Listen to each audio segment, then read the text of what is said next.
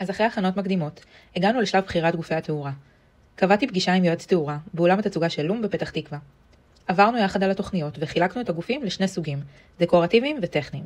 את הגופים הטכניים בחרנו בהתאם לכל חלל ולפי הפונקציה שהוא משרת. ואת הגופים הדקורטיביים בחרנו והתאמנו בהתאם לקונספט העיצובי ולפי מיקומים מסוימים שבהם רציתי לתת דומיננטיות עיצובית, כמו למשל בפינת האוכל ומעל האי במטבח.